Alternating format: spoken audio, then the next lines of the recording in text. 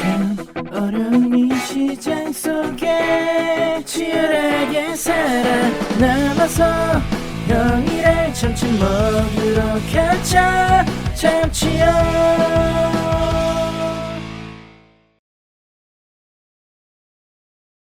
자, 반갑습니다, 여러분들. 자, 오늘도 힘 빠지는 그런 하루였지 않나? 그렇죠. 자, 코스피랑 코스닥이랑 최근 들어갔고, 어떤 일들이 벌어지냐 하면 좀 괴리가 나타나고 있어요.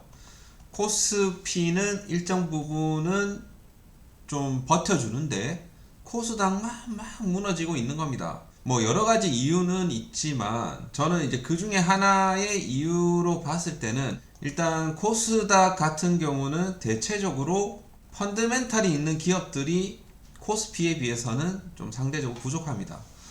그러다 보니까 그동안 이제 그런 이제 모멘텀이라든지 기대감만으로 올라갔던 종목들이 일제히 내려오면서 이렇게 좀 추가적으로 더 많이 빠지는 그런 부분들이라고 볼 수가 있겠네요. 자, 최근에 이제 정부에서 어떤 이야기들이 뭐 나와주냐면 이런 거잖아요. 뼈아픈 코리아 디스카운트 이번에는 정말 벗어날까? 이런 이야기들이 나와주고 있습니다. 그러니까 이게 저평가를 벗어나기 위해서 이제 정부가 이제 팔 걷어붙이고 이제 뭐 한다라는 건데, 그 중에 하나 얘기를 하는 게 뭐 자사주에 대한 부분, 인적 분할할 때 이제 자사주를 신주 배정하는 거 금지. 자사주 매입을 하는 거는 사실 어떻게 봤을 때는 주주 환원에 대한 그 목적으로 보통 이제 많이 하는 건데, 자기네들의 이런 기업의 어떤 목적에 따라서 이렇게 자사주를 또 활용하는 부분들이 최근에는 상당 부분 많았기 때문에 여기에 대한 내용을 얘기를 하는 거예요. 일정 부분 뭐 공시도 좀 똑바로 하고, 이런 이제 전체 취득, 보유, 처분 전체 과정에 대한 이런 공시를 강화한다. 이런 것들을 지금 이제 제도 개선하겠다. 라는 이제 내용들이 지금 현재 나와주고 있습니다. 저는 좀 근본적으로 증시의 어떤 코리아 디스카운트를 해소하기 위해서는 기관들이 저렇게 냅다 던지는 것을 뭐 정부 차원에서 어떻게 해결이 안 되는지는 잘 모르겠는데, 저런 이제 수급적인 내용이 지금 증시의 어떤 하락을 부추기는 요인이라고 더 볼 수가 있지 않나, 뭐 그런 생각은 들고요. 이로 인해서 개인 투자자들의 이런 공포심을 유발을 해갖고 물량을 던지게끔 하는 그런 지금 시장이 펼쳐지고 있는 거잖아요. 나스닥은 뭐 신고가 가고 니케이 신고가 가는데 우리나라만 지금 맨날 1월 내내 내려왔잖아요. 거의 뭐 최악의 1월을 보냈다라고 볼 수가 있겠습니다. 그리고 또 증시의 어떤 조정의 빌미가 되었던 것은 이 연준이 이제 3월 인하 가능성을 이제 작년에 이제 피벗을 또 이제 이 스탠스를 이제 전환한다라는 뭐 이런 내용들이 나오다가 갑자기 또 이제 막 여러 가지 뭐 그 지정학적인 리스크라든지 홍해 문제라든지 여러 가지 막 이런 부분들이 나오면서 어떻게 됐습니까? 뭐 이게 지금 3월 금리 인하 가능성을 굉장히 한 60에서 70%까지 보다가 갑자기 막 40%대로 떨어지니까 이게 증시에 고스란히 반영이 되었다라는 겁니다. 자, 아무튼 지금은 뭐 1월달 뭐 FOMC 결과는 뭐 이미 우리 시장에서 알고 있죠. 동결입니다. 동결 가능성을 97.9%로 지금 현재 반영하고 있다. 그러면 일정 부분 이 부분은 뭐 시장에 반영된 부분이기 때문에 뭐 사실 이 일정이 지나고 나면 여기에 대한 뭐 재료 소멸적으로 그동안 이제 하락했던 부분들을 일정 부분 다시 낙폭을 좀 축소를 해주겠죠. 그래서 지금 1월 FOMC 회의는 이제 올해 이제 처음 회의인데, 이 파월이라는 사람이 과연 그 좀 매파적인 기조로 뭐 얘기를 할 것인지, 3월 달에도 절대 인하를 안 하겠다 이래 되면 또 시장은 또 한 번에 또 충격을 먹을 수가 있는 거예요. 매파적이냐 비둘기파적이냐, 이 사람 입에서 달려 있다라는 겁니다. 이 53년생 파월 이해하셨죠? 자, 그래서 이 부분이 사실 좀 불확실성이 있다 보니 지금 뭐 고스란히 증시에 반영이 됐는데, 아무튼 간에 어떻든 반영은 되었다 이거죠. 지금 뭐 3월에 금리 인하를 시작을 할 것인지, 아니면 5월 달에 시작을 할 것인지, 그리고 올해 몇 차례 정도 금리 인하를 할 것인지, 이런 부분들이 좀 관건이 될 수가 있겠습니다. 아무튼 조기 금리 인하 기대감, 조기 금리 인하 기대감이 어느 정도 FOMC 회의에서 좀 힌트를 줄지, 그런 부분들이 좀 중요하게 작용이 될 것 같습니다. 그러면 다시 여기로 돌아가서, 그럼 우리가 지금 주식을 손절을 해야 되냐, 아니면 버텨야 되냐?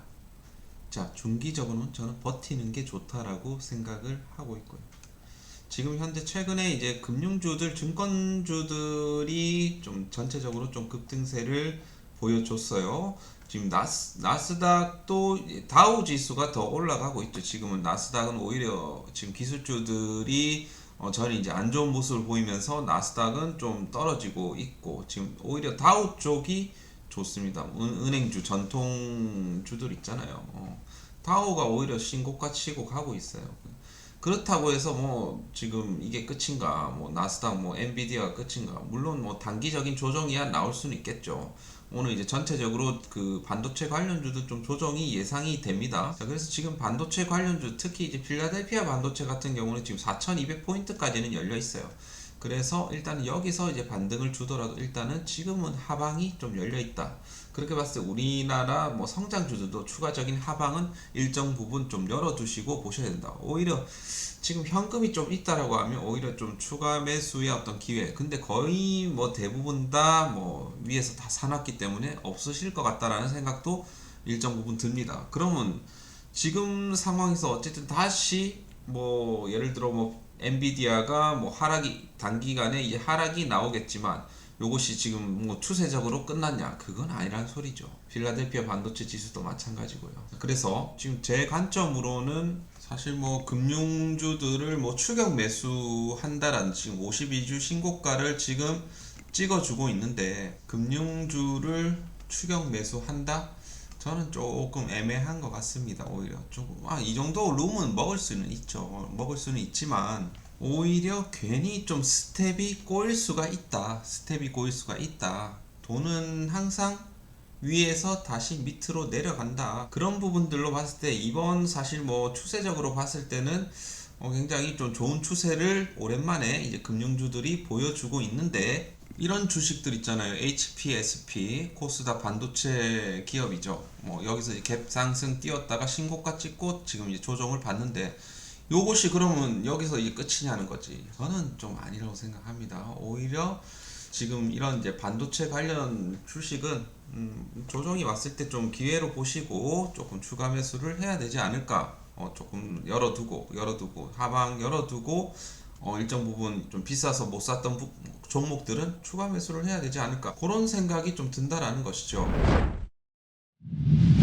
자, 그래서 뭐 지금 이제 기관들도 뭐 이렇게 프로그램적으로 해갖고 좀 매수를 해주고 있고, 그리고 저는 사실 뭐 그동안 낙폭이 컸었던 종목들도 굉장히 많거든요. 이런 포스코 그룹주들도 마찬가지입니다. 사실 정말 나는 이제 좀 변동성을 못 견디겠다 하시는 분들은 어떤 걸 사야 되냐면, 이런 거 사서 배당 받으면서 하시면 돼요. 변동성이 거의 없어요. 거의 없다 보니까 뭐 SK텔레콤 같은 고배당주 중에 또 하나잖아요. SK텔레콤 같은 경우 배당 수익률이 한 7% 정도 나오는 회사인데, 하여튼 이런 종목도 PBR이 지금 1이 안 되니까, 이런 종목들은 사실 뭐 안전하게 끌고 가기에는 나쁘지 않죠. 그런데 참 아이러니하게도 여러분들 보통 이제 이런 좀 변동성 없는 회사들을 별로 안 좋아해요. 보통 변동성이 위로든 아래로든 크게 있는 종목들을 대체적으로 좀 선호합니다. 그래서 좀 어느 정도 이제 주식 매매가 익숙하신 분들은 분할로 쪼개서 매수하는 분들이 최근에는 많이 나타나고 있어요. 제가 사실 뭐 포스코 홀딩스도 마찬가지, 제가 영상에서 그랬잖아요.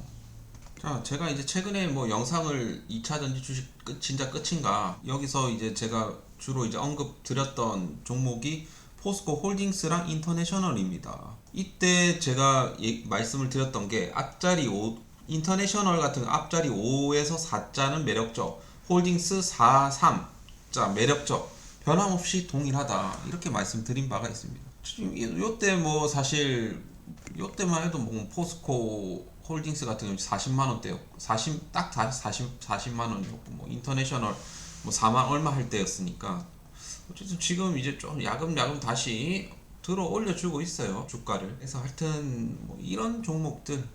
그리고 위에서도 제가 적어놨지만 정부 코리아 디스카운트 해서 박차하고 저 PBR 주식 옥석 가리기가 시작되었는데, 자 저는 오히려 좀 다른 관점에서 좀 생각을 해보고 있습니다. 아니 성장주 중에서도 그동안 조정을 많이 받은 애들이 많고요.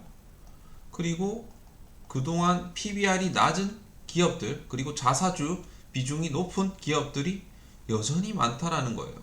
여전히 있어요.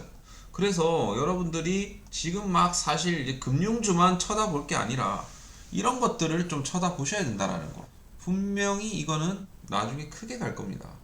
금융주들 지금 사이클 그렇게 많이 올 것 같지는 않아요. 지금 뭐 물론 이제 금리에 대한 부분들이 좀 명확하지 않다 보니까 뭐 그런 거고, 자 사이클이 그렇게 길지 않을 것이라는 거죠. 자 올해 주도 섹터는 반도체 그리고 제약바이오. 계속 2차 전지는 주도 섹터가 아니고 주도 하락 섹터다 뭐 이런 얘기를 하시는데 그건 맞죠. 맞는데 어쨌든 뭘 주도하건 주도 섹터는 맞는 거잖아요. 하락을 주도하건 상승을 주도하건 하락을 주도하니까 그 지수가 하락이 나고 주도 섹터예요. 2차 전지도 사실 어떻게 봤을 때 나중에 상승을 주도할 겁니다. 결국에는. 따라서 우리가 이 성장주 플러스 뭐 자사주 그리고 주가가 과대낙폭 PBR 1 정도 되는 기업 많습니다. 너무 많습니다. 여러분들이 이번에 만약에 저런 금융주들을 뭐 금융주나 이런 뭐 다른 지금 올라가고 있는 종목들을 사게 되면 스텝이 꼬일 수가 있어요. 따라서 이왕이면 좀 성장 가능성이 높은 업종 플러스 자사주 많이 들고 있는 회사 그리고 PBR이 1배 정도 되는 기업 있습니다. 자 상단 전화번호로 PBR이라고 문자 보내주시면 제가 여러분들께 공개를 드리도록 하겠습니다. 그래서 지금은 주식을 오히려 팔기보다는 우리가 타이밍을 노리고 매수를 해야 되는 부분이다. 그런 것들을 여러분들이 좀 그런 부분들을 제가 오늘 말씀드리고 싶었고, 그러면 지수로 봤을 땐 지금 추가 하락이 충분히 열려 있습니다. 추가 하락이 열려 있는데 어디 타점에서 우리가 잡아보면 될까? 자 지금부터 잘 들어주세요. 자 요 추세를 한번 볼게요.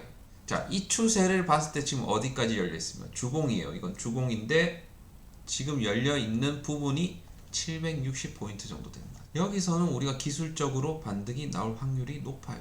따라서 이 구간이 어떻게 보면 타점이 될 수가 있는 겁니다. 어떤 종목을 매수하고 코스닥 종목을 매수할 때 맞죠?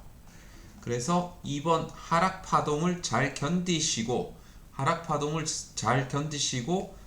이런 상승을 또 누리시라는 거예요. 이번에 조정이 나왔기 때문에 골도 깊었기 때문에 반등도 더 크게 올 것이다. 이해하셨죠? 자 항상 이런 파동을 주면서 갑니다. 주식은. 자 그래서 하락 파동이 깊었던 만큼 상승 파동도 이제 크게 올 것이라는 거 참고하시고요. 이번 하락 파동 때 잘 여러분들이 그 주도주를 매수를 하시길 바라겠습니다. 자 그래서 지금 제가 예상하는 부분들은 이제 760포인트에서 750포인트 750이라는 거는 월봉상으로 121선 이해하셨죠? 자 그래서 이 타점이 오게 되면 코스닥 종목 여러분들이 사 보셔도 되지 않을까, 그렇게 좀 예상을 좀 해볼 수가 있겠고 투자 아이디어 차원에서 여러분들께 좀 말씀드려 봤습니다. 어쨌든 지금은 이제 코스닥 ADR 지표로 봤을 때는 지금 뭐 감매도 구간이 맞고 지금 뭐 70%대에 있죠. 우리가 이런 구간에서는 주식을 매도보다는 매수를 해야 되는 그런 구간이, 뭐 이때 팔더라도 100이나 200, 120에 팔더라도 우리가 지금은 매수를 해야 되는 그런 구간이다. 아시겠죠? 자, 그래서 참고하시고 여러분들 이번에 좀 하락 사이클 때 잘 담으셔갖고 2월달에 우리 복수합시다. 2월 초반까지는 좀 안 좋을 수 있어요. 명절 지나고 조금 살아나지 않을까 그렇게 보고 있습니다. 자, 오늘 영상 조금이라도 도움 되셨으면 좋아요, 구독 한 번씩 꼭 눌러주시길 바라겠습니다. 수고하셨고요. 다음 시간에 또 뵙겠습니다. 감사합니다.